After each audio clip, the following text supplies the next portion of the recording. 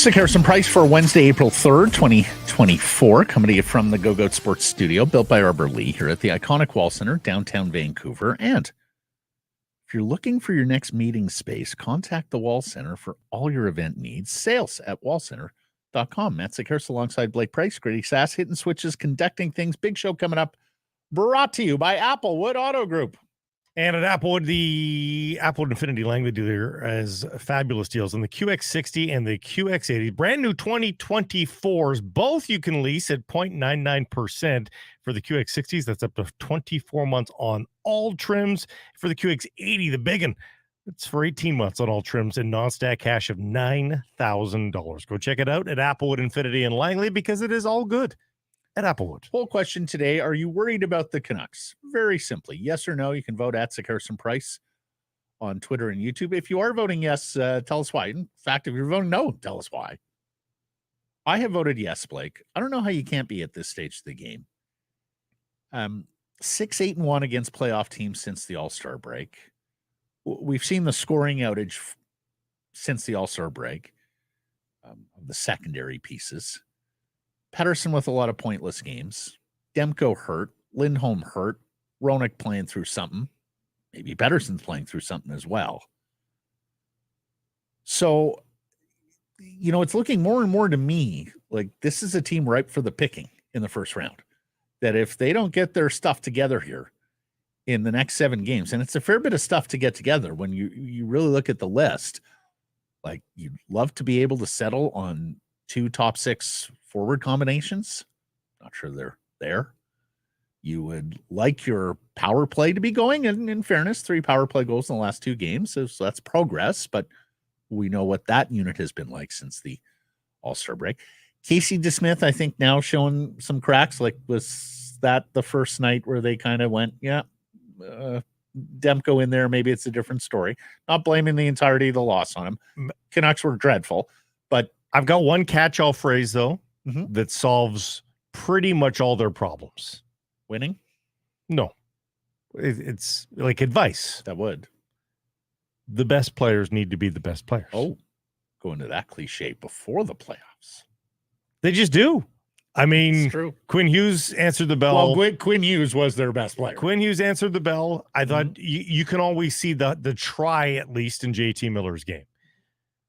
But Brock Besser, Elias Pettersson, and then, of course, you got 2 injured guys that you want to make differences too in Demko and Lindholm. This team just needs to get contributions. Now, hey, you could make the argument, and many people have, depth scoring's dried up. Yeah, sure. But you know why depth scoring drying up hurts so much? Because the guys that are supposed to score aren't scoring and aren't shooting and aren't driving play. So if Petey's doing that, if Brock Besser's scoring every other game, I don't think we're crying as much. You voted yes, though. Yeah. Okay. Yeah, and there's differing levels. I mean, this team can scuffle its way to a division title still.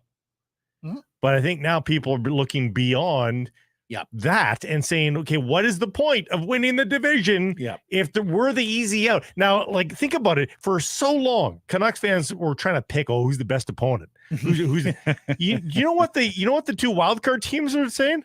I hope we get the Canucks. I would not be at all surprised if in the deeper recesses of teammates' dinners on the road, teams like Nashville, Kings are looking at it going, we got a chance we face the Canucks. Give us Vancouver. Yeah. They're probably hoping that Edmonton doesn't catch the Canucks because no one wants a piece of the red-hot Oilers. No. It's concerning. Yeah. Again, your level of concern can be debated, but I don't think you can answer no. Well, and I think too intellectually, I think that, Blake, because for the first half of the season, if not the first 3 quarters of the season, it was really a pinch me phenomenon. Like, is this really what these Vancouver Canucks are? And I got to admit, when they went on that road trip through California, Vegas, and then Winnipeg, and they won all those games. Kings, Vegas, and Winnipeg back to back to back. And then, of course, came home and had that big lead against Colorado, 3-0. I started to go, okay, maybe this is absolutely, because I kept waiting for the regression, to use the buzzword of the first half. And yeah, it started to creep in. The scoring regression, but the winning didn't. Right. Yeah. They had that 4-game losing streak through the Midwest, ending in the game against Seattle, and then came back and beat the Bruins in overtime. And you're like, okay, they just beat a heck of a team. And they went 7-2-1 after that losing streak and erased it. Right, but they lost 6 of those 7. And the cracks had started to show. And I just think you've got more cracks showing now. I saw our old colleague Ryan Henderson did the math on the secondary scoring guys at 26 games since the All-Star game. Suter's got 1 goal. Mikheyev has 1 goal, but of course it extends much further than that, more than half a season now with just 1 goal for Ilya Mikheyev. Lafferty hasn't played every game since the All-Star break, but he's got 2 goals. Blueger's got 0. And then the call-ups, Baines and Podkolzin, who have combined for 2 points in 21 games, both by Vasily Podkolzin, both assists, 1 last night. And frankly, I was thinking this too. You throw in Linus Karlsson, who's played 4 games, and all of these guys are having good AHL seasons and were deserving of the call-ups. But they've got 25 games from these call-up wingers and 2 points. Ratu and Max Sasson are really going right now at Abbotsford. You don't have a lot of runway left. Is it worth calling one of these guys up, even if you have to play them on the wing, and just see if maybe that helps the production? Because, Podkolzin's hitting everything. Great, fine. And if he turns into a bottom 6 wing, I know you still have aspirations, but for me, if he turns into a thump and grind bottom 6 winger, forechecker, good. But you need a little more production right now. Yeah. And I'm not sure he's capable. To me, what afflicts him is a similar affliction to everybody in the lineup. Think offense. Think right to score. Try to score. Sometimes it doesn't even seem like they're trying to score. It seems like they're trying to possess the puck on the outside and then maybe float at the end of a 40-second possession. Maybe Tyler Myers floats a shot in for the point. Like that seems to be the MO. But answer me the question. Sasson is on a 9-game point streak with the Abbotsford Canucks. It's the longest going right now in the AHL. 41 points in 49 games. Ratu has 12 points in his last 6 games. 17 goals, 49 points in 65 games. I mean, you can swap out Baines for one of those 2 guys just for shits and giggles. Sure. I mean, but I don't think it's the answer. I don't think it's going to be any panacea.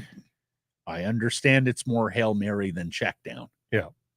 But I also wonder whether it's worth going there, because I don't see enough on a nightly basis from Podkolzin and Baines that suggests they're going to be the solution here. Well, and Baines has shown here that he is not NHL quality. And if they're putting him out there, anyway, not at this very moment, heading into a playoff run. Tocchet loves him, but I don't think he's going to be the solution this year, and I don't think Vasily's the solution this year.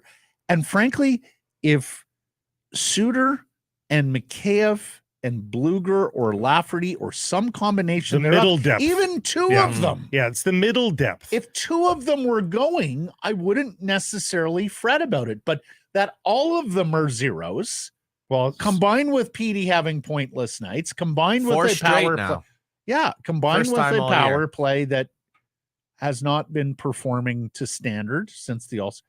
That compounds the problem. Anyways, I didn't want to get too deep on that. Suter played last night.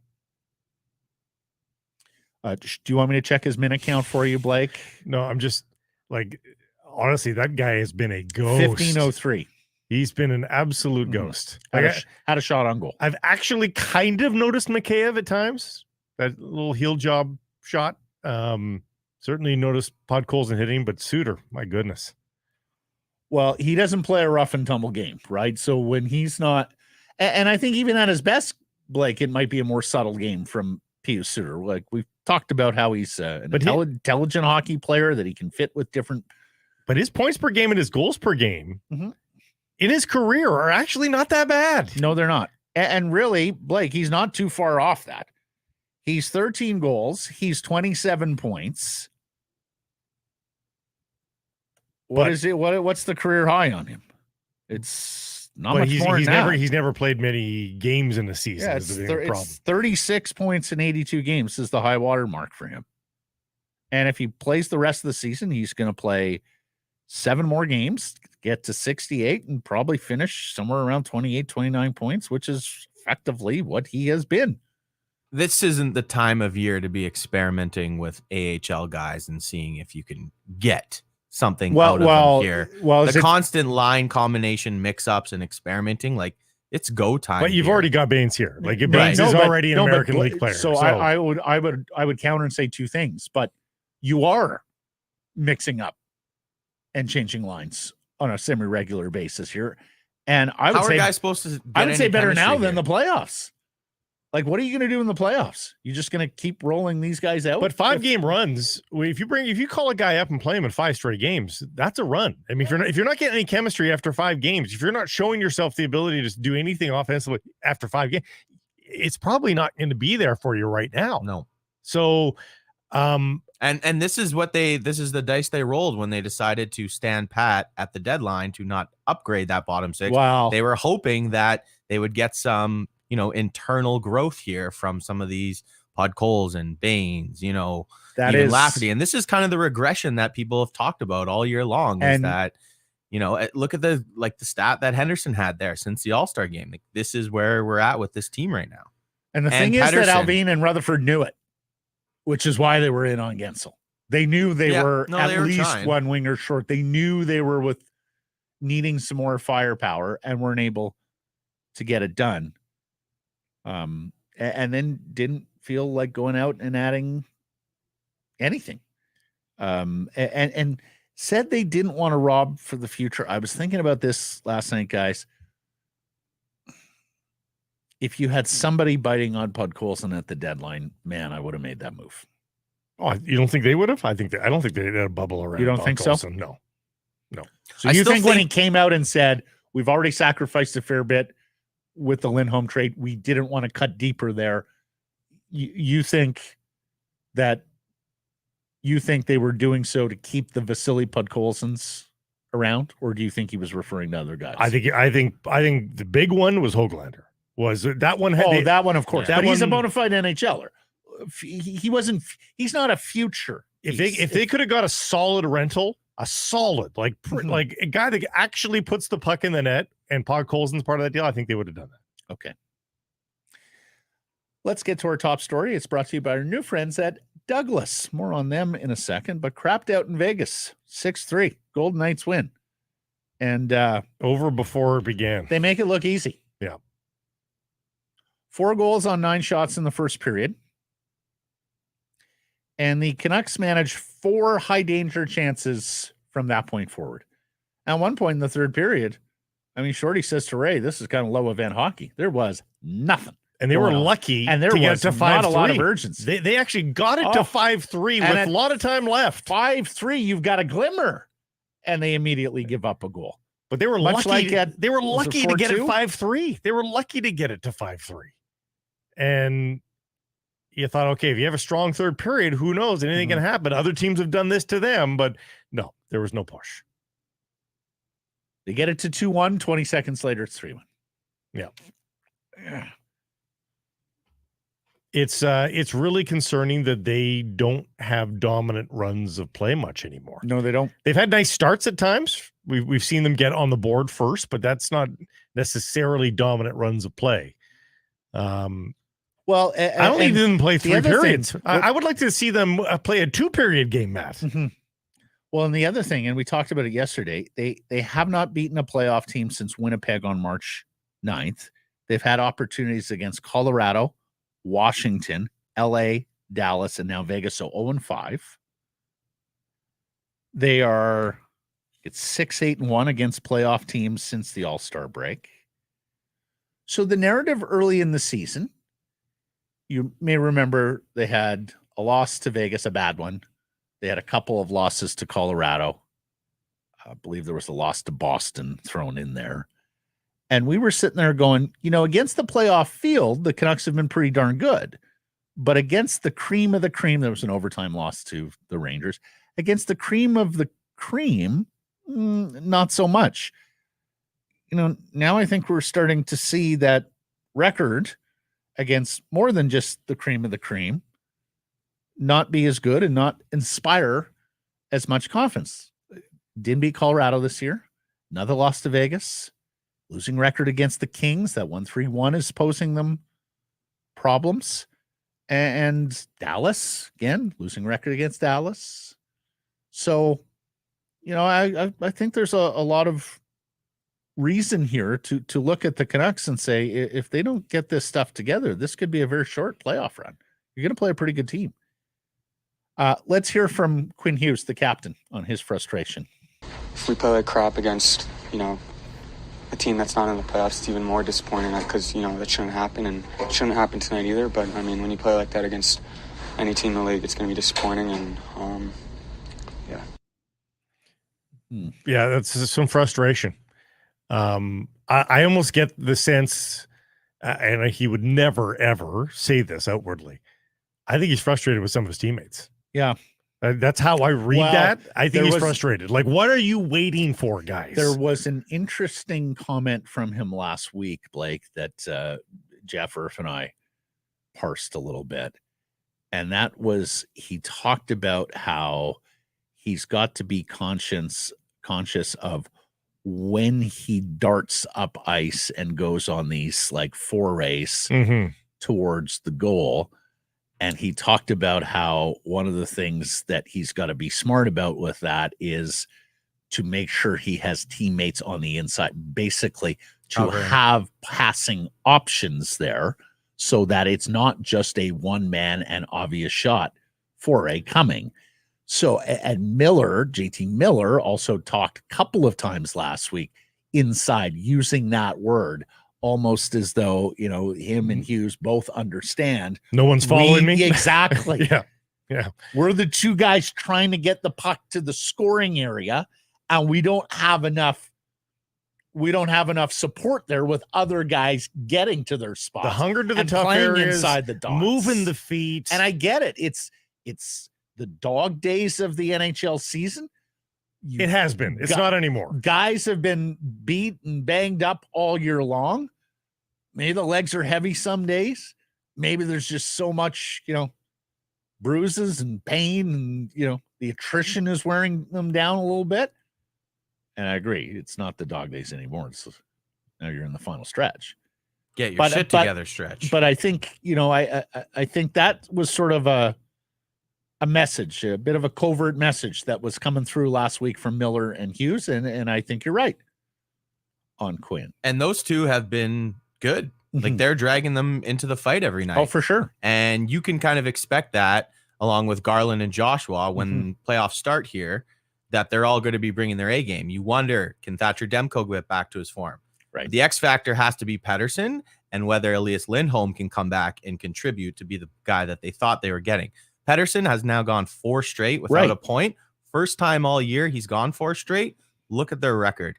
They go as he goes. Yeah, and I'm not worried about Demko at all. I'm not worried about Demko. It goes beyond. Nope, but that's why you got to get him back and give him some games. Elias has 9 points in his last 13 games. 8 of those games have been pointless, and I believe it's 9 of 14 if you look back even further. And the other thing, with Hughes scoring 2 goals, 2 points on this, Hughes scoring 2 goals Tuesday, he has now extended his point lead over Cale Makar. We had mentioned yesterday that Makar was 1 point away, nipping at his heels, that Quinn had a game in hand.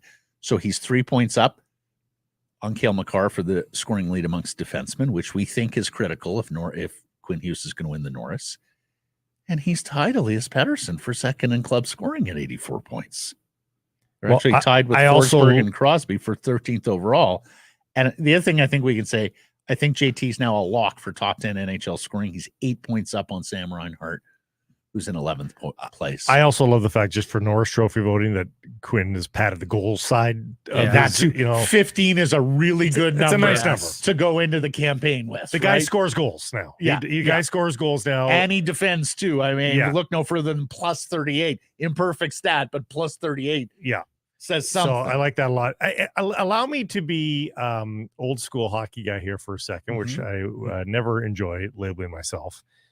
And I know he's not this, but I wonder if sometimes you got to fake it till you make it.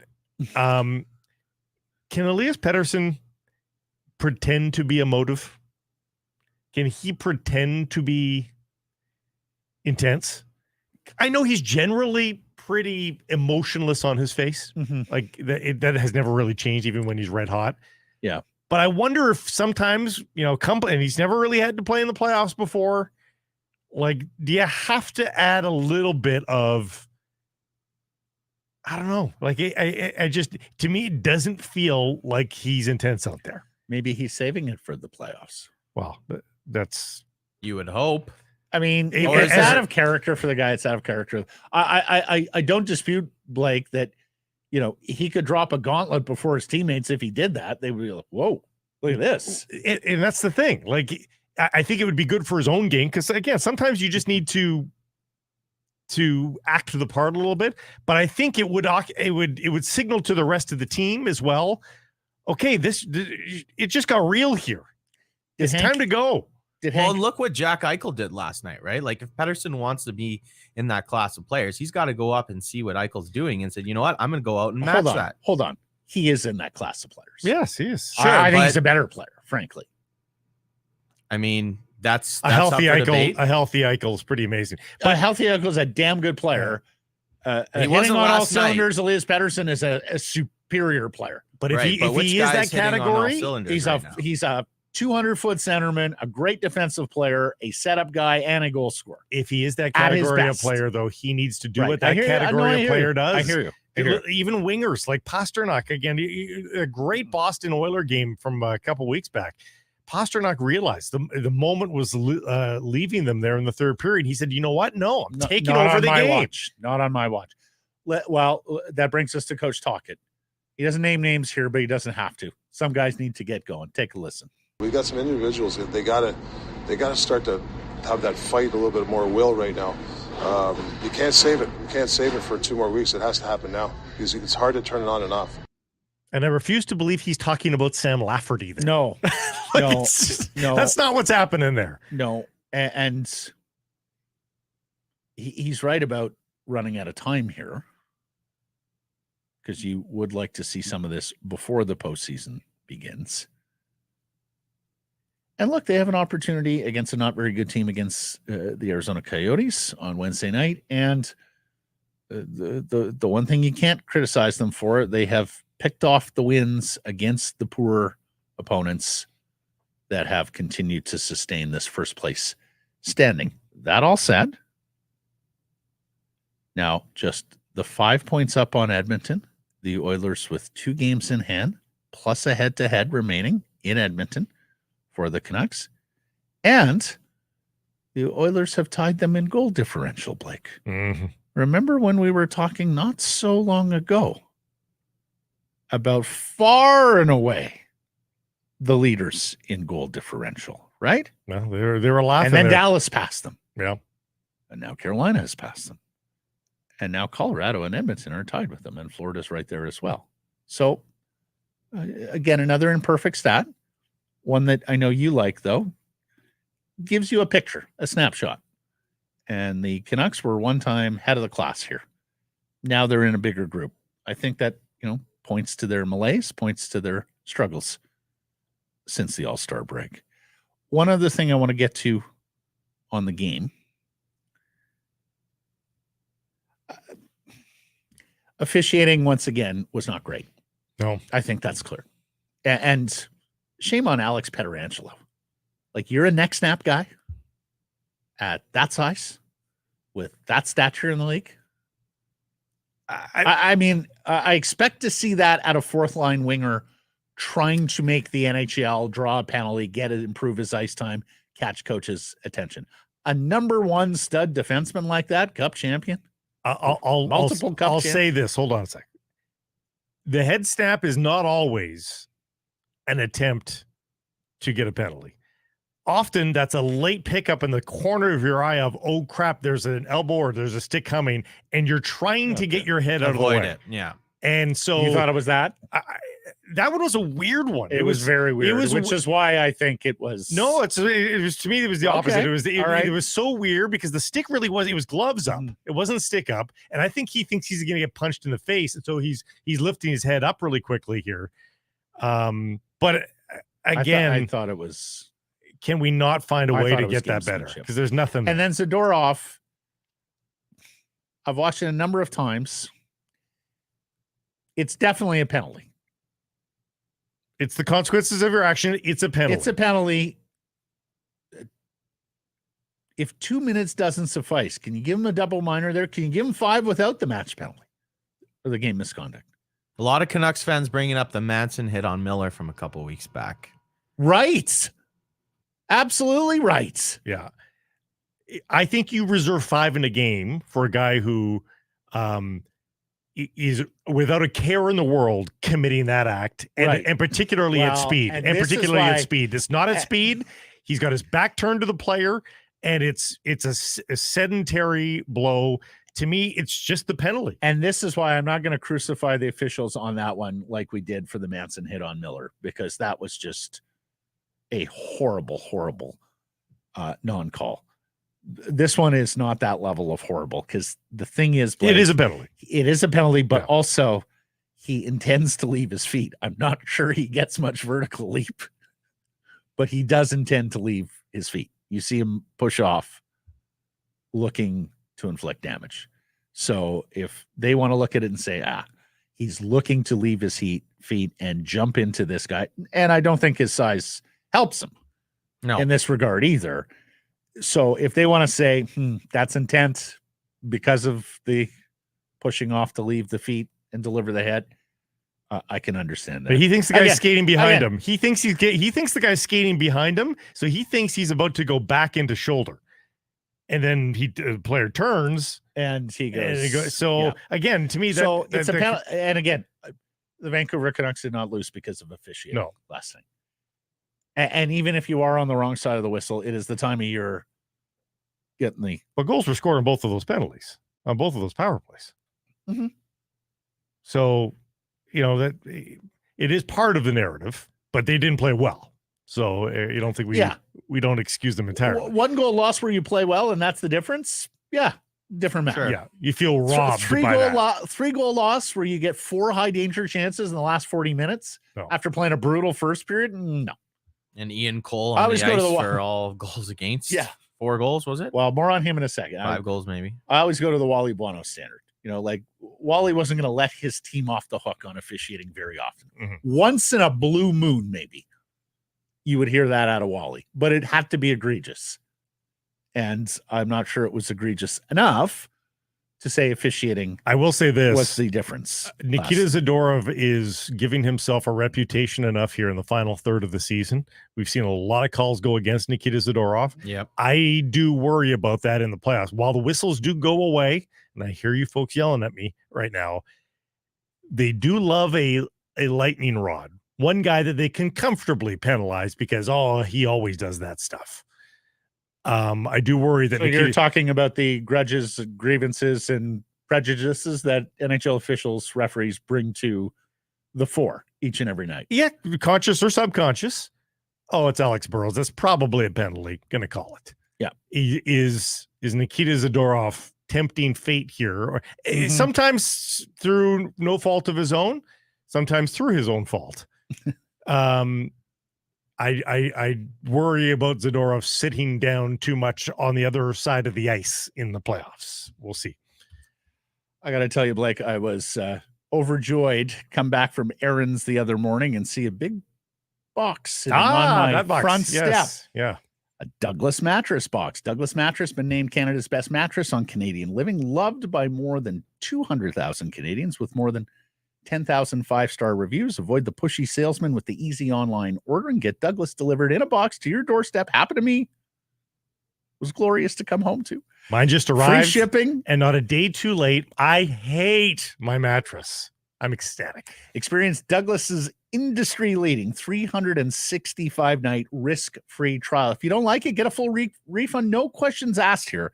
Douglas donates these mattresses to local charities as well. Every mattress order comes with a free Comfort Sleep bundle. You get 2 memory foam pillows with pillow protectors, 1 luxurious cotton sheet set, 1 mattress protector free with any mattress order. Order today at douglas.ca/Canucks Army. That's douglas.ca. You 2 seniors are going to be falling asleep even earlier now. /Canucks Army. What was it, 9:30 before? Bump that up to about what, 8:45, 9? I went to bed 9:30 last night, but I was jet lagged. Yeah, fair enough. Yeah. I got an excuse. Matt, on the other hand, no. Honestly, on Sunday nights. Do you even watch the game? He doesn't see the final horn some nights. No. On games like last night, I made it to the final horn. Yeah. But games where there's a 3-goal difference, and again, low event hockey is playing out in the late stages of the third, I sometimes drift. I used to stay up when I lived in Toronto till like 1:30 during those Willie Desjardins years, and just waking up in the morning like, why am I doing this to myself? See, when I lived back east, it was the West Coast Express, and so you had reason to stay up. Those were fun teams and fun games. He's so to watch. Pissy at school the next day. Freaking Jason Magna, Michael Chaput in my head. Hey, he's lippy today, huh? Well, the mic's been open, if you've noticed, the entire segment. Entirety. Yeah. He's getting his camera time. Can I ask you this question? He must be on a Douglas mattress. He's got a lot of sleep. He needs one. I saw Jay Janauer tweet, be honest, when was the last time and how often this season has Elias Pettersson dominated or taken over a game? I know this only because J-Pat has referenced it a fair bit recently. But game against Chicago. Rangers on the road. The Rangers game. Pittsburgh game too. Pittsburgh. A 3-point night against Buffalo on March 19th. No matter what you come up with here, Matt, the answer is not as much as you would expect for a guy with 84 points. Fair. That's the answer. Fair. Because we said, and you can go back and check the tape multiple times in the month of November, late November, we marveled at Elias Pettersson, who was top 5 in scoring in the league at that point. And we thought, great, but isn't it been a quiet top 5 in the NHL in scoring, we said, after 20 games? Like, we were like, it's great. He's there. You can't take away the points. But we're like, do you remember many of these points?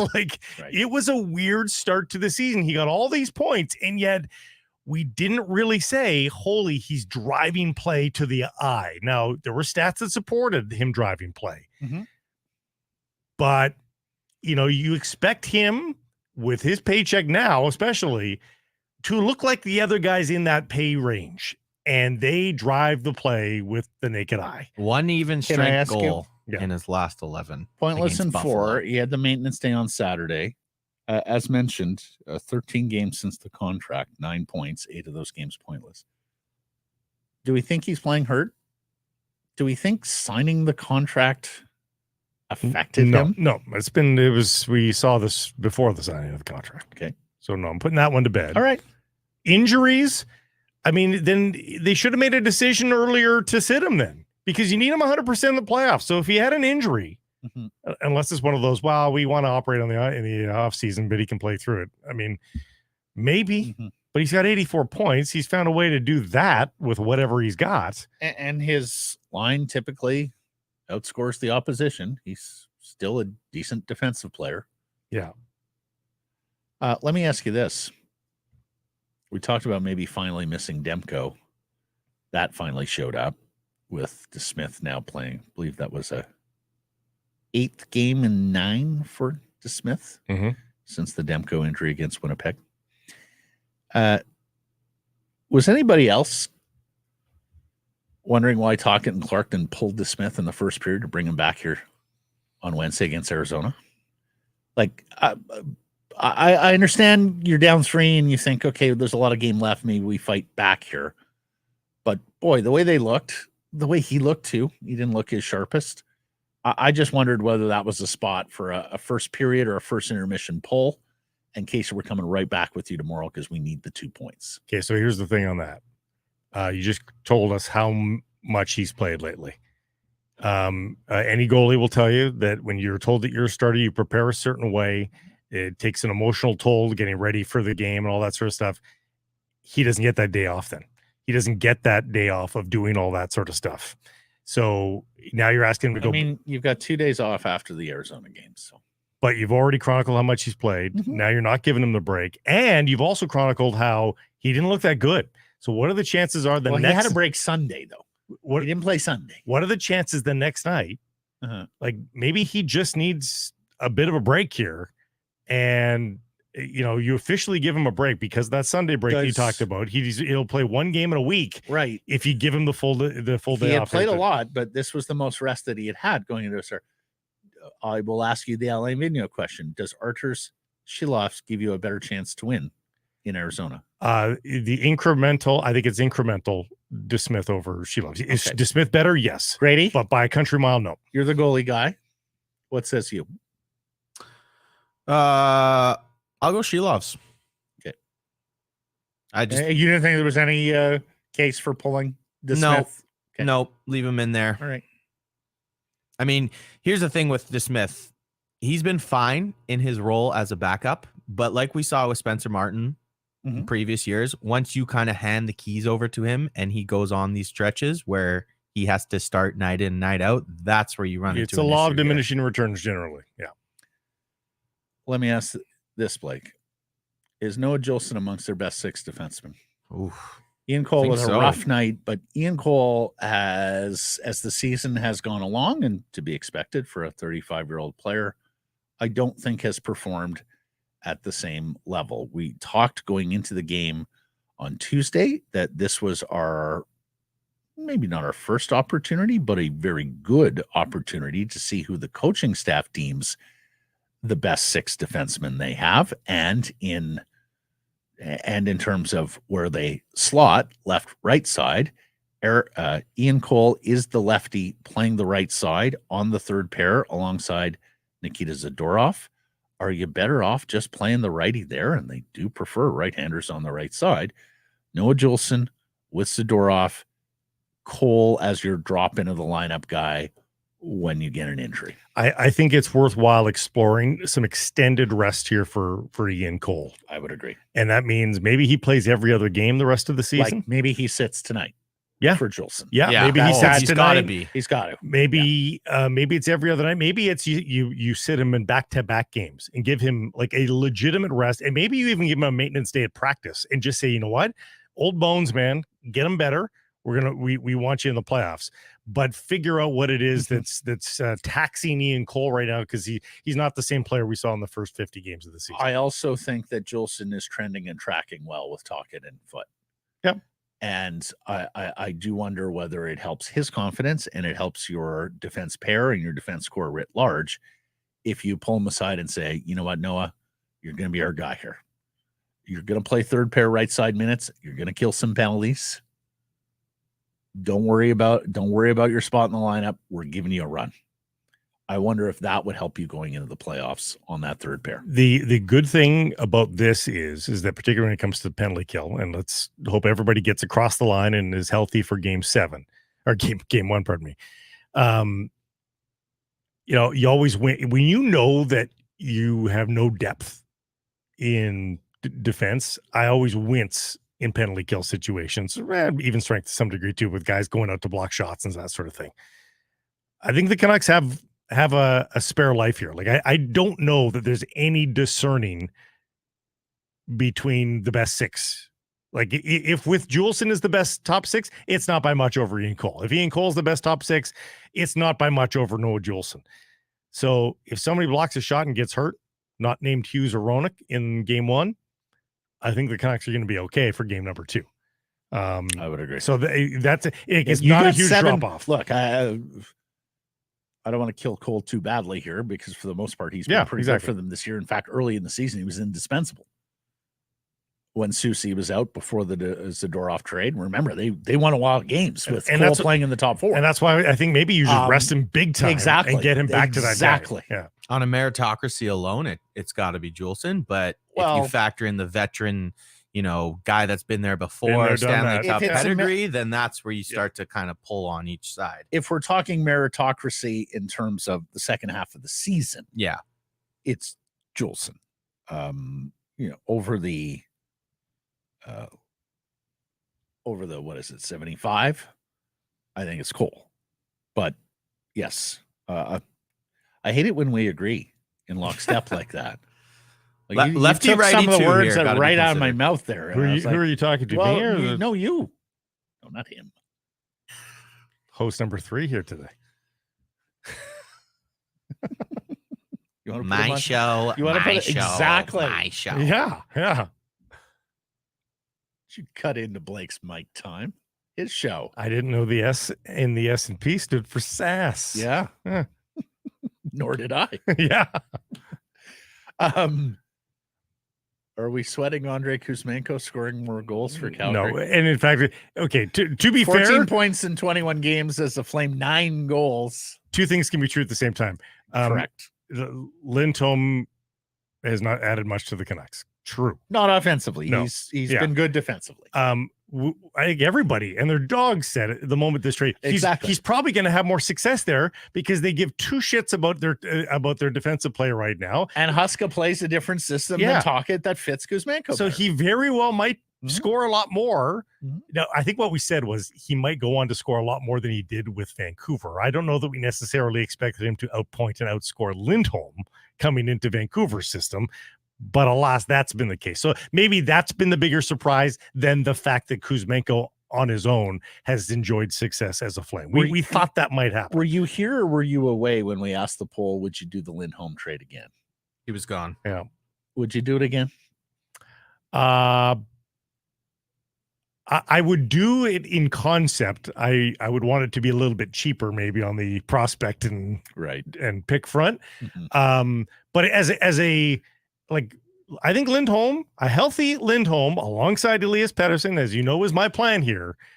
To me, that is that's a legitimate line for teams to deal with. I think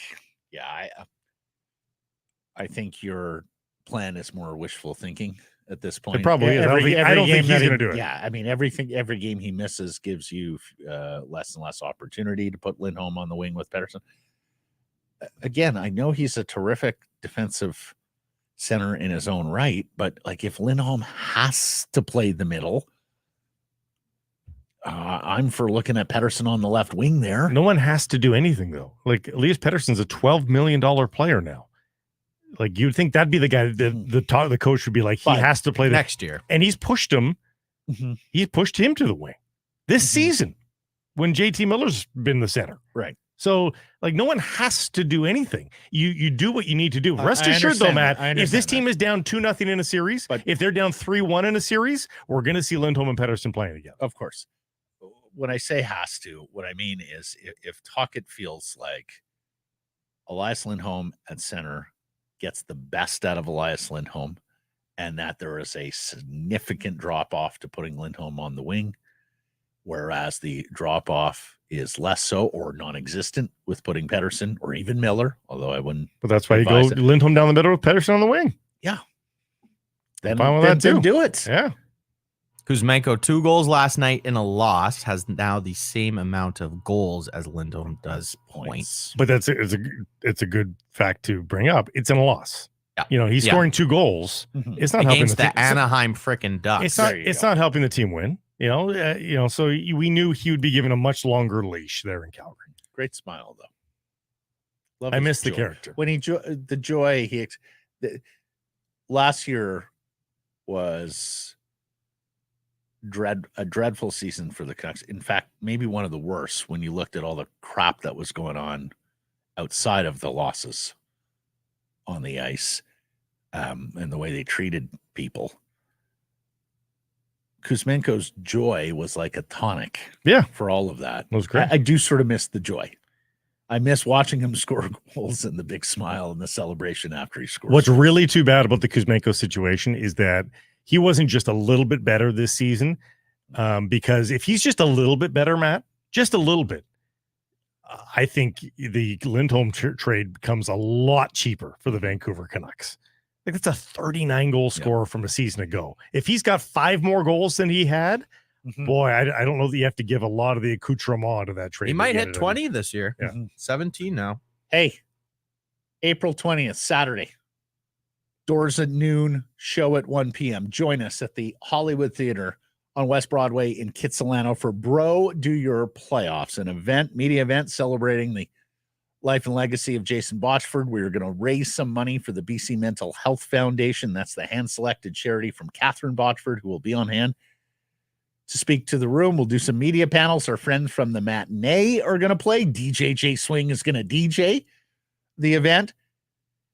And as mentioned, it's all in support of the BC Mental Health Foundation. Tickets are $10. I think they come out to about $13 with taxes and fees at nationgear.ca. That's Saturday, April 20th, noon to 5 p.m. Bro Do Your Playoffs, presented by Fountain Tire. Tickets are very affordable with the proceeds going. It's perfect way to launch yourself into the playoffs. Absolutely. So please do come out and join us. As for our poll question today, are you worried about the Canucks? I saw that you saw this from Troy. 54 years of worrying. I won't stop until the parade. Right. It's a great philosophy, Troy. Well, Tim, I blame this team for at least half my gray hairs. I hear you, Tim. Yep. Until they show you that you shouldn't worry. Yeah. Maybe worry. We need an army. Well, I live with a worrywart Canucks fan. She, for the most part, has tuned them out for most of the last decade, actually. Her and her best friend are all in on this. They're getting together for games. They're planning evenings and days around Canucks games. Watch parties. And I can start to see it creeping. She comes home from work last night, looks at the score. Oh. Cash on YouTube. If Kuz had 5 more goals at the trade deadline, he'd still be a Canuck. No, I disagree. No, I don't think he so. He just wasn't top player. Yeah. They would have tried to convert that success into somebody that they could live with, which would have been a Lindholm. So I still think the trade happened. Can't make a player into something they aren't. No. Let's get to today's menu, brought to you by our friends at Greta. Quick walk to the Rinkers Stadium, go-to spot for food, drinks, fun before and after the game, plus the arcade games. So amazing. Relive your youth. It's some of the old school ones. Yeah. Absolutely adore. Pinball's really hard, I learned last time I was at Greta. Tilt? Too much tilt? You too rough on the machine? No, it's just pinball's hard. I was never a very good pinball. No, neither was I, but I thought I would be better than I was that night. Also, not good. They have the most amazing air hockey table there. Yeah. It is absolutely gorgeous. It's a piece of art. It really is. Yeah. You almost don't want to play on it. It is so beautiful. Yeah, I've got an air hockey table at home. It does not look like that. No. I have never seen an air hockey table look that good. No. And it was in high demand at our last event at Greta, and we'll be going back to Greta on April 18th. So join us then. Make it a game night at Greta, 50 West Cordova, or at gretabar.com. Patrick Johnston is going to join us here from the Province and Post Media, Canucks beat writer. He's worried, most concerned about Petey. He'll tell you about it. Also, Irf Gaffar is going to join us. And, with some updates here on some of the ailing Canucks when we might see them, because we are running out of opportunities in regular season games to see them. PJ's next. Hey, you. No, not you. You. Are you an owner-operator? Do you have a fleet of trucks or cars? Well, CalPro Plus might be the dedicated tire program just for you. Free program includes exclusive deals and savings, price match guarantee, flexible financing, and preferred pricing on everything you drive. Also, you get a dedicated member support line. That means that you can get questions answered. Also, they'll source and recommend the right tire for you, your application, and your budget. Cal Tire's network of 260 plus stores are here to help so you can focus on the road ahead. Sign up for free at calproplus.com. Great Clips is the official hair salon of the National Hockey League. There are 37 salons in Vancouver and the Lower Mainland, all Canadian owned and operated. Download the app and find the nearest to you. When you're up next for a cut, you'll get a ready next text. Great Clips. It's going to be great. Patrick Johnston of the Province and Post Media joins us. He covers the Canucks for the Bugle. The Daily Bugle? It's been a while since I've called it a Bugle. Yeah, that's true. Poll question. You worried about the Canucks? Ooh, yeah, I think I am now. Yeah, I've been trying to be a bit more sort of pragmatic. Yeah. Pragmatic. And there's just like, to me, the thing that was the most concerning on Tuesday was you get that Höglander goal. It's 2-1. And immediately you have a defensive disaster. And even the second Hughes goal, 5-3. Like, it's probably not going to happen. Right. And then you have an immediate defensive disaster. So true. That's what I think more than anything is what stood out to me. And I know, I mean, obviously not on the road, but I can tell you, having spent some time with Rick Tocchet now, that was just, I mean, he doesn't have any hair to pull out. Right. He did. That was Tuesday night, but writ large, what worries you? But that to me was the sort of the nutshell of everything, that they're just finding little mistakes all over the place all the time.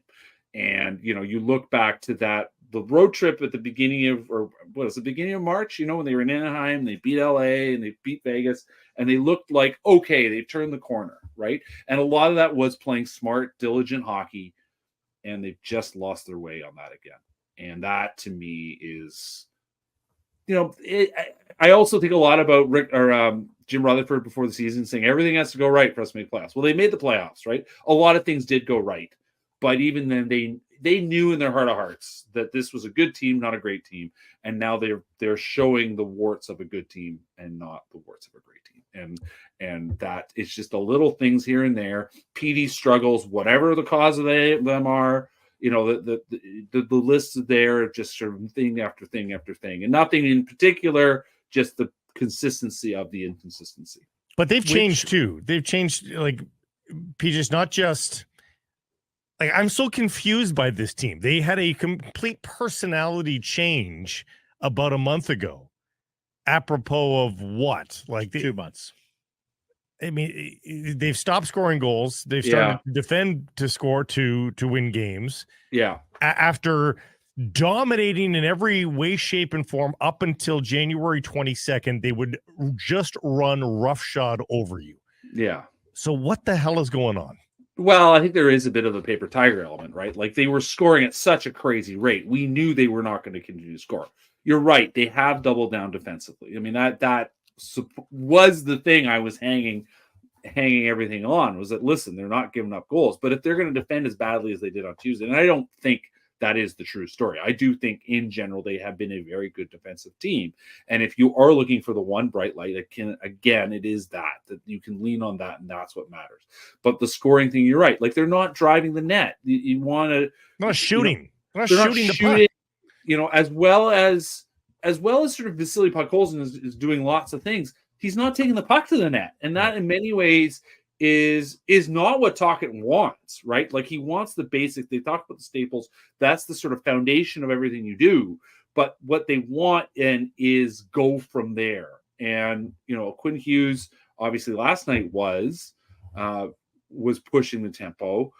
We've seen a lot of nights where, JT Miller, the way he does it, that sort of brute force version of it, has been trying to do that. PD has had moments, but really has not. And that to me is the overall. I think you're right on that. Like, the personality change is something.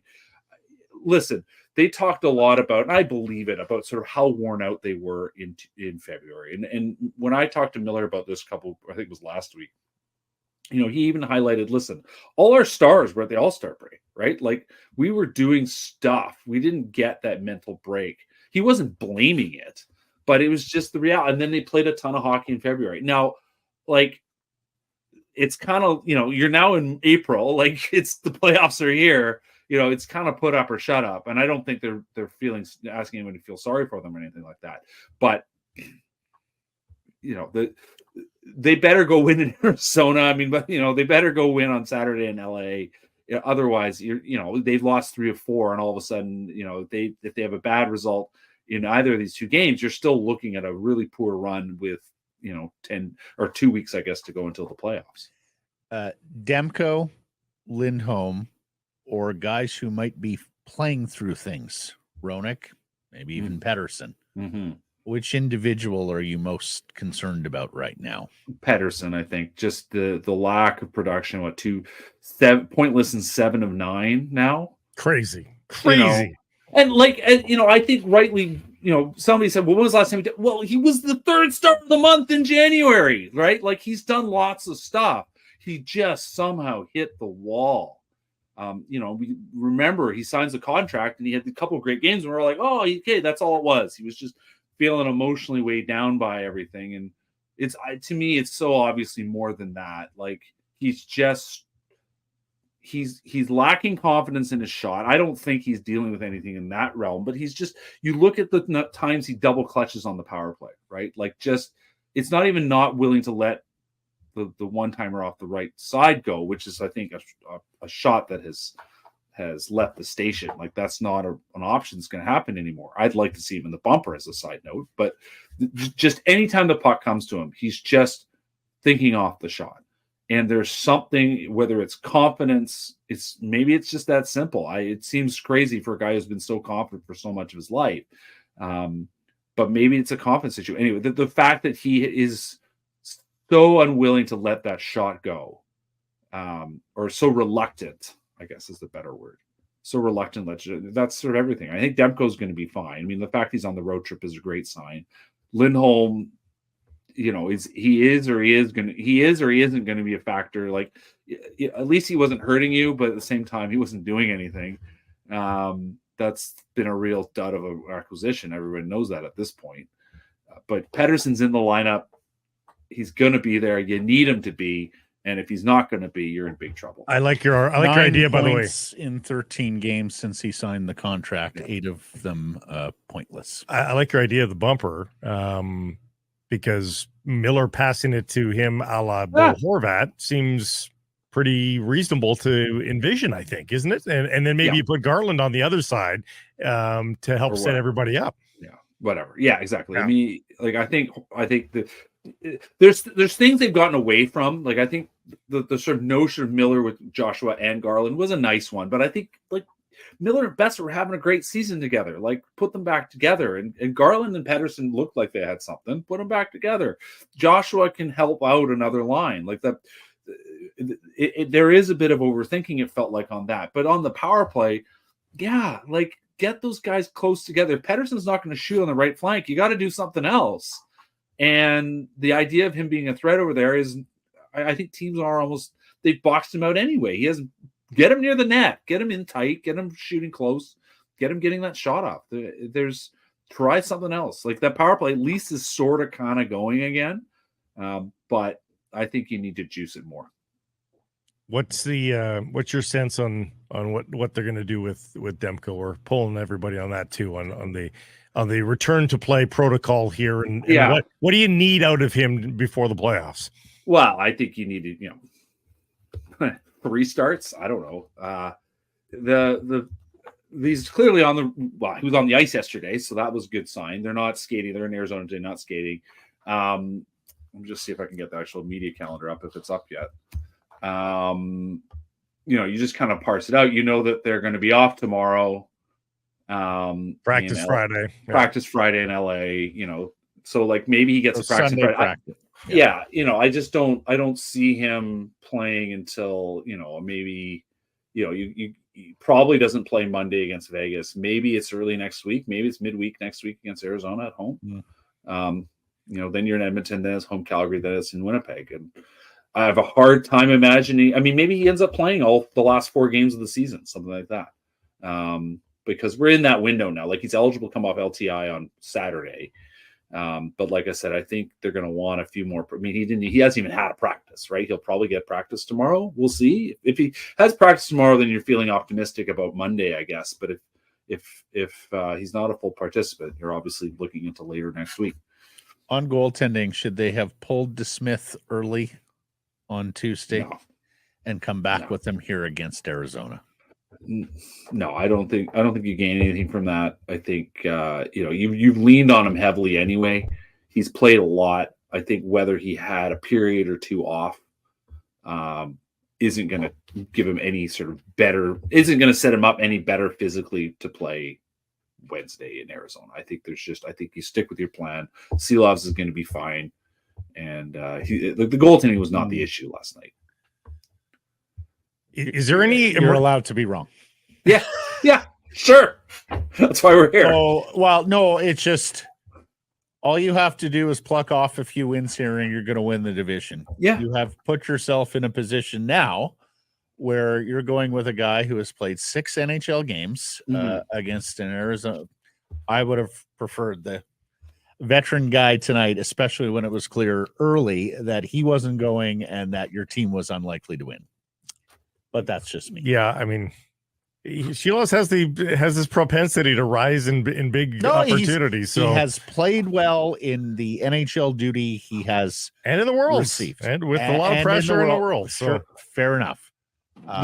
To me, the story is about the defensive play in front of him. What happens in front of him will define everything, right? Like the goalie is kind of material on this. Like the first couple goals weren't on DeSmith, right? Like they were just complete mess. There's maybe the goalie plays, the puck where he plays the puck back in front of himself. I mean, that's on DeSmith, but that's bad luck. I think it was at the fourth goal that was kind of, in the end, they did not lose last night because of the goalie, and I don't think they would lose tonight because of the goalie. It'll come down to how they play defensively, and they've been playing well defensively, and so there's no reason to think that. I'm not terribly concerned about it. In case of emergency break glass, what happens if they lose again here? Well, that's what I mean. Like now you ain't got time to bleed. What if you lose this one, you put Edmonton squarely back in this thing. Yeah. What does Rick Tocchet have to do? Other than just begging on his knees to some of his star players to be better, to be more impactful. He's already kind of tried. To me, putting Joshua and Garland with Miller was a bit of a break glass moment. Like that to me was going, well, these guys, we know these wingers are going to work, and this center has been working, so maybe the three of them will work. That there was a little bit of throwing stuff at the wall. Going away from lines that had been working. Or have worked out, well for you in the past. I think these are kind of already at that point. I don't know what else you could do. You've tried rotating stuff around. I think you're probably mad at Zadorov for that hit last night. But I don't think, other than your guys needing to figure it out. I mean, this has been such a sort of a player-driven story in terms of the internal culture, like I wrote about last week, that these guys believe in each other and they trust each other, and they've been pushing each other. And a lot of the season, that's been the story. And now it's a big test for them. He's got to find a way more than anything to get these guys firing on the same page, whether it's they believing in each other again, because like you said, Blake, they were running roughshod over teams because I think they were feeling very, very, very confident for a lot of the season. I'm not saying don't play defensively tonight, because of course you want to play defensively, but this is a team that lets you play. Do they have any other options? Yeah, here? They do. They have an option to say, let's go run and gun with a bottom six that has combined for like 8 points since the All-Star game. Is that this is a team that lets you run and that lets you gun? So do you try to revive the first half Canucks here? Is that your path to victory as much as it is to try to lock it down? I mean, so you guys just nailed it there. So much of the story in the first half was that everybody was scoring, and now nobody's scoring. But and like this was also the thing we knew at the deadline was like, you look at the sort of bottom six and you're like, can you make it better? And when you were really going fully all in, I think that was the focus that they've said, listen, we've got to find a couple more guys in there. But once you secured Pettersson and all of a sudden became this a three-year project, like the priority of doing that immediately shifted to being, let's see what we can do this year, and then we'll build off that. I found myself thinking a lot about like the 92, like 93 Canucks, the two teams that were very good, won the division, but weren't quite there yet.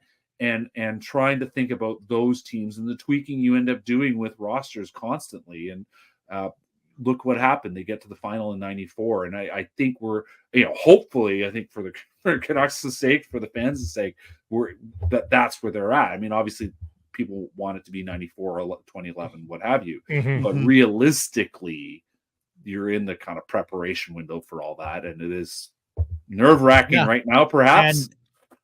But you kind of got to look at the path that they're trying to follow. I think that's a fair shout. That the more this goes on, I think the more everybody contemplates a first-round loss in the playoffs. That's the thing. But I think people only wanted. Not only wanted. I think people were going to be satisfied as long as they won a playoff round. But that is really in question right now. Well, look at 03, right? Like, we choked. Like, they don't want to be in that scenario. There's a lot of fans who do remember that. And like, that team was top of the world in January 2003, and they fell off a cliff. And there's obviously a lot of stories about that. Mm-hmm. And I suggest people listen to Scott Rintoul's fabulous podcasts. But like, there are things. I look at the past of how this team, where things have gone and where stumbles have happened with great teams of strong Canucks teams of the past, and I can't help but think about them in the current context. Can I just litigate something with my partner here? Well, let me get my they weren't running and gunning in the first half. They were just converting a huge percentage of the shots and opportunities that they got. This hasn't been a run and gun team at all. It's been a highly efficient, highly productive offensive team in the early going, and a team where the goals have dried up in the second half. But they've been a defensive club for the entirety of Rick Tocchet's tenure here. And they're a gun team. What's that? They were a gun team without the run, is what he's saying. Although they scored off the rush more then than they do now. No, early in the year, the metrics were all nothing off the rush from this team. Nothing. Everything, they were everything in the half court, everything on the power play, because that's the way they play, and that's the way Tocchet demands that they play. And they were creating shots in the slot. They don't have that to go to. Exactly. Yeah. They already been creating those. They don't have a let's pick up the tempo here game to go to. No. These are the bad boy Pistons. They want to play the low scoring, ugly, gritty, grimy games. They're not the Showtime Lakers. They have never been. Well, are they too rigid then? In what is Rick Tocchet too rigid? That is a good question. Is the lack of shots coming from the superstars because he's not giving these guys enough license, enough leash? Or I mean, that's it. When teams are struggling, I think generally it is a case of coaches overthinking it. In general, we have not seen Rick Tocchet overthink things here. But like I said, some of these line changes feel a bit like that. By the way, it only took us 17 minutes before Matt had to make a basketball comparison. So kind of amazing. Well, it is NCAA tournament time, Patrick, as you know. No, but I mean, we're talking half court. No, but I think Blake's question is an astute. I think Blake's question is an astute one. Mm-hmm. The other thing I think is that these mostly wingers just have not done a good enough job at puck retrieval and creating possession in the offensive zone like they were early in the season. Like, think of how often we were marveling at even guys all the way down to Phil DiGiuseppe, at how often they were getting in on the forecheck, making a hit, winning a puck battle, winning a board battle, wall work, all of those things. It was uncanny how successful they were in that game. And, over the course of an NHL season, those guys get paid too. And I think you've had a lot of defensemen and a lot of teams that have probably said, look, here's what Vancouver's going to try and do. So we got to make sure we get back on those pucks quickly, move them quickly. Don't give them an opportunity to come down and staple people and create the sort of board battles that they've been successful in doing. And frankly, guys, the counterattack system in just about every sport usually only gets you so far. You usually have to have the talent of people with the scoring object in their possession, making plays to get to the mountaintop. So I think this has worked very well for the Canucks and the type of team that they have had to date. But if they're showing cracks in the armor now, well, I'm not entirely surprised, because I don't necessarily think this team was as good as first place in the NHL, first place in the I Western miss Conference. breakaways, guys. I miss 2-on-1s. Right. Remember those plays? Mm-hmm. Remember teams used to do. Did you not get your fill with Bruce? We had a lot of 2-on-1s in both directions. But good teams get breakaways. Good teams get 2-on-1s, and this team just fast doesn't either, Blake. Like two of their three best goal scorers are not fast. Incidentally, to flesh the rush and the run and gun stuff out, as of Christmas, they were second in the league in rush goals, but they were last on the fewest chances. Yeah, right. Yeah. And that's the conversion and the PDO fade. I mean, you want to look at there. I can think of a 2-on-1 from last night. Ilya Mikheyev races, actually gets moving, racing away. Who jumps up and joins him? Quinn Hughes gets it over Quinn Hughes, and the puck trickles. Like Quinn Hughes of all people, the puck just slithered away from him, and that's where they're at right now. Hey, Ilya Mikheyev may have their most rush chances. He's the guy that comes to mind when I think of all alone or with speed in the zone, creating something. And that's a sad comment because he's got like one goal and that little sweep one-timer he took last night off the heel, kind of meekly onto the goal. Like, bear down for F's sakes. Like, honestly. All right. We're fresh out of time, but thank you for yours. Fun discussion as always. Always. Great time. We'll see what the next week brings. We'll see. Yeah. Take care, guys. Hey, everybody. If you're enjoying what you're seeing here, then follow along with Sekeres Price on YouTube. I promise more content coming. The kids call it subscribe on YouTube. Well, how about liking it? Do that as well. Smash it right now. In a season like this, you never want to miss a single second of what's happening on the ice, and you want to be around your fellow fans, right? Well, Greta Bar YVR at 50 West Cordova, the perfect spot to do so. Hey, if you've got tickets, a great place to pre and post. They've got drink specials every single day. And if you don't have tickets, well, stick around and soak up the atmosphere with all your fellow fans, play all the great video games and air hockey, great air hockey setup as well at Greta Bar YVR. We'll see you there, 50 West Cordova. Bro,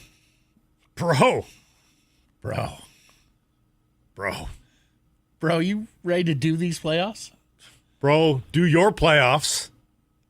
Come join us April 20th at the Hollywood Theater, West Broadway in Kitsilano. Doors at noon, a special playoff media event. We'll look forward to the playoffs. We'll have some media panels on stage. We're going to raise some money in the name of our late friend and colleague Jason Botchford for the BC Mental Health Foundation. Guests from across all sporting aisles, a special musical set from our good friends at the Matinee, great food, good brews. It'll be a lot of fun. Tickets are just $10. You can get them at nationgear.ca. Bro, do your playoffs. Irfaan Gaffar joins us after sitting in with Jeff on Rinkwide following a 6-3 loss to the Vegas Golden Knights. And Irf, we'll start with our poll question. You worried about the Canucks? I saw when you guys tweeted that out, and both of you were yes answers. So I'm going to have to agree with you both. But not a yes, I'm worried about the team as a whole. I think it's more so their recent form. They beat up on teams like the Buffaloes, the Calgarys, and they didn't even beat up on the Anaheim Ducks, to be completely honest. But when you lose games like you did against the LA Kings, against the Dallas Stars, and then we here in the media, everyone was building up the game against the Vegas Golden Knights as, a potential first-round opponent. It's the big, bad Golden Knights. It's who the Vancouver Canucks want in the first round. Not entirely sure that they want them in the first round, judging by that performance. Look, they're going to get their goalie back. They're probably going to get Elias Lindholm back before the playoffs, but power play, not good. Secondary scoring, not good. Elias Pettersson, not good of late. Those are all signs pointing towards I'm kind of worried about this team a little bit heading down the stretch. Yeah, their last win against the playoff team was March 9th against Winnipeg, where they destroyed Winnipeg. Since then, you're quite right. They've plucked off the non-playoff teams. They've gotten victories there. They have lost to the teams that are in playoff position, Colorado, Washington, or Washington's right on the fringe there, LA, Dallas. And often I say, you know what, those wins can still be used as traction so that you can then beat the better team, but that hasn't happened. They haven't used those games. They didn't use the traction of the Ducks win to help them beat the Golden Knights. No. And I've said this before, Elias Pettersson is a focal point around this team. He gets the big money, he gets the big contract, and then he's kind of tailed off. And you look at the superstars yesterday. Jeff and I alluded to it on Rink Wide. The superstars of the Vegas Golden Knights, Jack Eichel rifles off 7 to 8 shots a game, has 10, 11 attempts. Jonathan Marchessault shoots the puck like crazy. William Karlsson does that too. JT Miller had a couple shots yesterday. Brock Besser 1. Elias Pettersson, just 2 shots. And they're not even shots that you remember. So unless he's playing through something, which may be the case, it's just very interesting to me to have this player who the Canucks have invested so much into down the stretch completely disappear a little bit. And Irf, 2 shots against Vegas, 1 against Anaheim, 4 against Dallas. Okay. 1 against LA, 4 straight pointless games, 5 of the last 6 of pointless. Didn't have a shot against Montreal. I mean, you're quite right. What do you think? Do you think he is playing through something? I mean, I think at this point of the year, everyone is playing through something, but the maintenance day before the game against Anaheim, there was question if he was going to play, and then he did end up playing. But then you just mentioned 1 shot. Was he really effective in that game? I mean, you can beat up against the Buffalo Sabres all you want, but against the big bad Golden Knights, against the LA Kings, against potential opponents, really, you kind of haven't been there a little bit. So it's something that, the coach has been very picky and careful about where he chooses, where he's going to name a player in post-game media scrums, or he's going to call it a player. He's been saying for post-game a lot lately that guys need to step up. He needs to see more from certain players. He won't name them, but you can bet that he means number 40. And you can bet that if it was a player down the lineup, he probably would have named him. Yep. And usually when coaches go anonymous, it's the guys that they can't really hang out to dry in the media.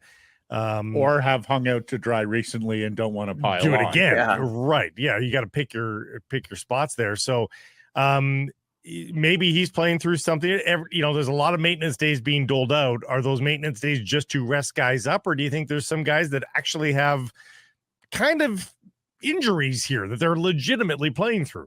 Yeah, I think when you look at the defense, obviously, Zadorov had the game off, and they're going to say the rotation type of thing. I don't think that he's battling through anything, but Philip Roenick is an interesting one. He's all playing almost every single game this season for the Vancouver Canucks, and he's a guy that, could be battling through something. I just wonder what's going on there. I'm not entirely sure if it's upper body or lower body, but that's one to keep an eye on as well if he gets a maintenance day here down the stretch run here in these last handful of games. And as far as guys other than that, you have Noah Juulsen's probably coming back into the lineup, but beyond that, Mark Friedman's their extra defenseman. So if one of these guys goes down or needs a break, you better give it to them now before you head into the first round, before you head into game 1. Lindholm, what is it, wrist with Lindholm? Yes, sounds like wrist hand area. I think on the broadcast on Hockey Night in Canada, they did show that, and he had his hand taped in that area. So it's something that he's obviously on the trip. He is skating, with his teammates before the main group does go out. So that's a positive sign. If he wasn't on this trip, I would be worried. But I think it's just about him is just getting him healthy for game 1 of the playoffs. So probably wants to get into at least 2 games before they head into the postseason, but I'm not too worried about him. What about Demko? What are you hearing? What do you think the plan is with Demko? So Demko, if you look at it based on just a numbers thing, so on the ice against before the Vegas Golden Knights, without really his teammates, probably on the ice this morning in Arizona. Full day off is what I guess will be a team day off on Thursday. First full practice with the team on Friday. I'm not entirely sure if they're going to be comfortable putting him into that game on Saturday against the LA Kings after only 1 practice. Maybe they practice on Sunday and then another morning skate, and then maybe Monday against the Vegas Golden Knights here at home where you can get into your routine and things like that. So I do think that Demko will play before Lindholm, but we'll have to wait and see what they decide to do. A lot of frustration from the captain in the postgame last night. And he looked like a guy who legitimately wanted to make a difference. He's certainly not part of the group we just talked about from Rick Tocchet. But he's in a pretty small group of guys that are making themselves feel, known in a game. JT Miller, I think, is another one. But beyond that, I mean, how many other guys are saying, I'm trying to be a part of the solution here? It seems like it's a pretty small group. Yeah, Quinn Hughes was the only player that dragged them back into the fight yesterday, to be completely honest. I mean, and that was very evident. Had 2 goals, 15 on the year, which is an incredible season for him. But, more often than not, it is Hughes. And it is a guy like JT Miller. The question is where's Brock Besser kind of been? He's been having an incredible season. He's probably going to get to 40 goals this year, but I know he scored the other night. Or the other afternoon against Anaheim. But again, it's been slow. And I know Brock Besser scores in bunches or scores 3 or 4 a game. And, we talk about him to that effect, but he's kind of been pretty quiet. So if he's quiet, if Pettersson's quiet, you have guys like JT Miller, who are one of their most consistent forwards, who's there every single night. Guys, they have one guy with 10 goals since the All-Star break.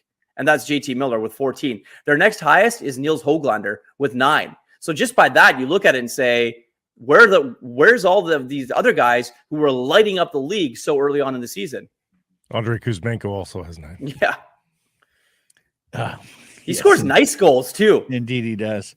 Do you think they should have had an early hook on DeSmith and brought him back tonight against Arizona? Were you looking at that when the first period was getting away from them? A little bit. Jeff and I looked at each other and then thought that there might have been a little bit of it, but I think the plan was you were going to get, Seelovs in net against the Arizona Coyotes, and it got away from them so fast that maybe Rick Tocchet looked down and talked to the coaching staff and said it just wasn't fair to put Seelovs in net and him, get absolutely ventilated against Vegas, just by the way that they were rolling. So unfortunately, you got to leave DeSmith in and kind of hang him out to dry. He's probably going to want at least 1 or 2 of those back. First goal for sure. You got to cover the puck. The Marchessault one, I went through to Zadorov, but maybe the positioning was a little off there. And he's going to say he wants more than that back. But, I mean, he didn't get any run support, to be completely honest. And you have to hope that Seelovs gets that today against an Arizona team who can score some goals. Yeah, tough night for Ian Cole. Are you starting to think that Noah Juulsen is one of their best 6, particularly as a natural righty? Let me ask you guys. Let me ask you guys this. If you're looking at that Canucks defense, I don't think that Ian Cole is one of the 6 best defensemen to play game 1 that gives them a chance to win. I really don't. Yeah. I'm with you there. I'm starting to feel that. I didn't think that in the past. Now I wonder if you're better off playing Juulsen on the right side of the third pair, the natural righty.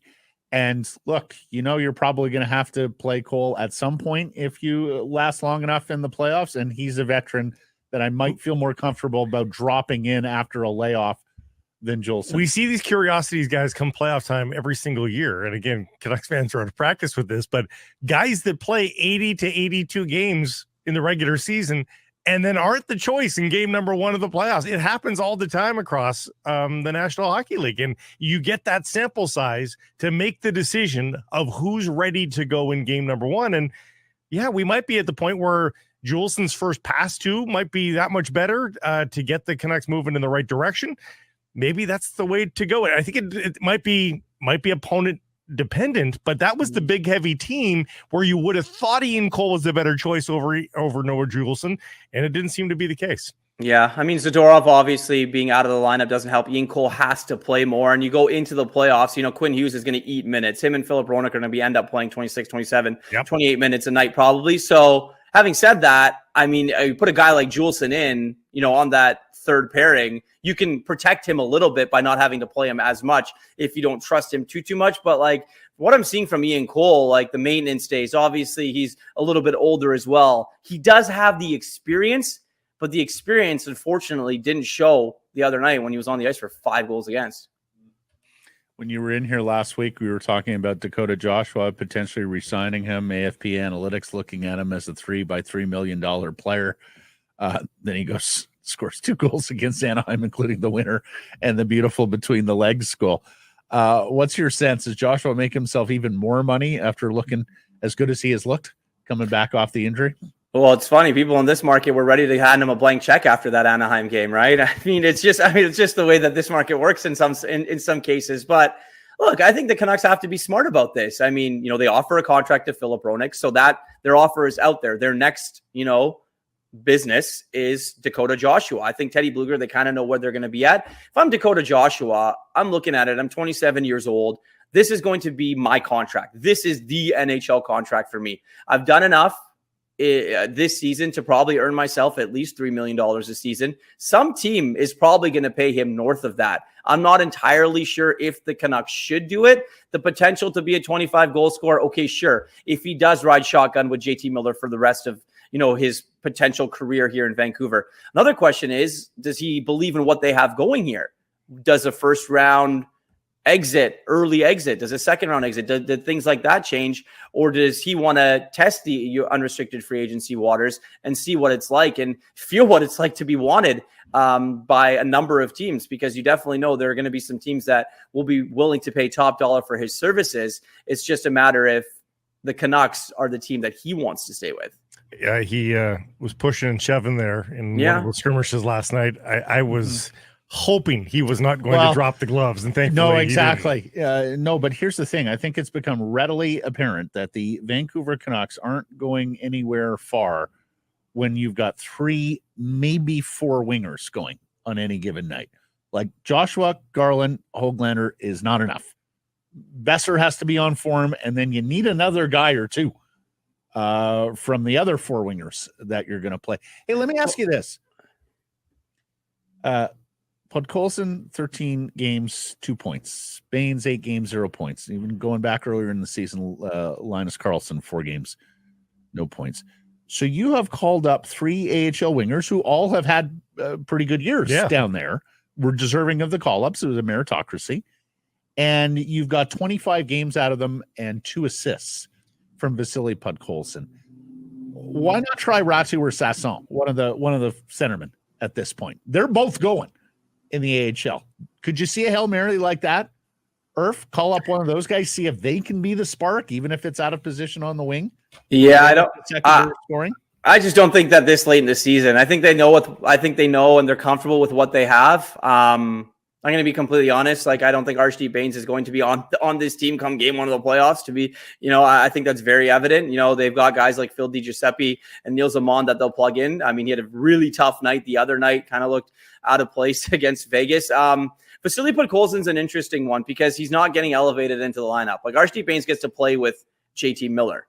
Vasily Podkolzin doesn't. He's kind of being stapled to that bottom 6 forward group. Now, he hits everything that moves, and he's playing that type of physical role, but I'd be interested to see if they decide to move him up into the lineup into a more offensive role. I think that's an interesting one for me, but those other guys, Matt, to answer your question, it's probably a Hail Mary. I don't think that they do it, especially if you're bringing a centerman up to play on the wing at the NHL level. I just think that right now they need to get their top 6 forwards going before they even worry about bringing other guys into this lineup. But what is it about the shots, guys?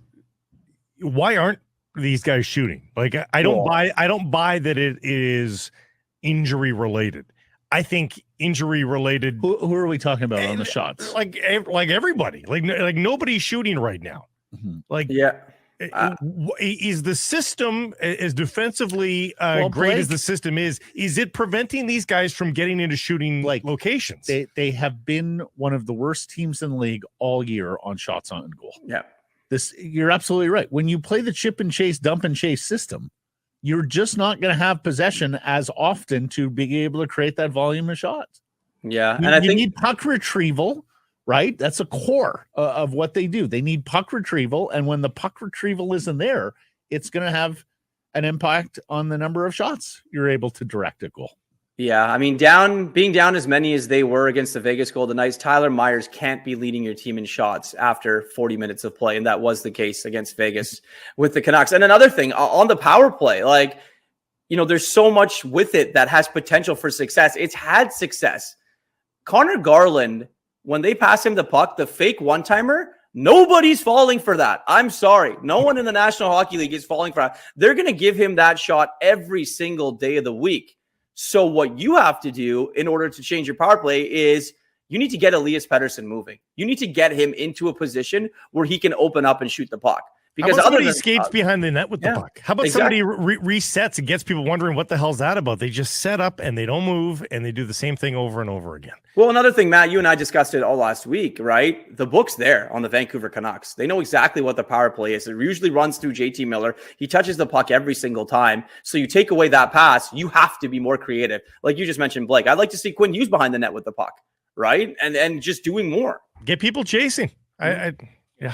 Well, and here's the thing. They've got 3 power play goals in the last 2 games, and yet still we're criticizing it, and that's because of the totality of what we have seen since the All-Star Blind squirrel break. finding nuts doesn't cure the problem. Yeah. Irf, great stuff. Thank you for this. We'll catch up soon. All right, gentlemen, be well. Hey, everybody. If you're enjoying what you're seeing here, then follow along with Sekeres Price on YouTube. I promise more content coming. The kids call it subscribe on YouTube. Well, how about liking it? Do that as well. Smash it right now.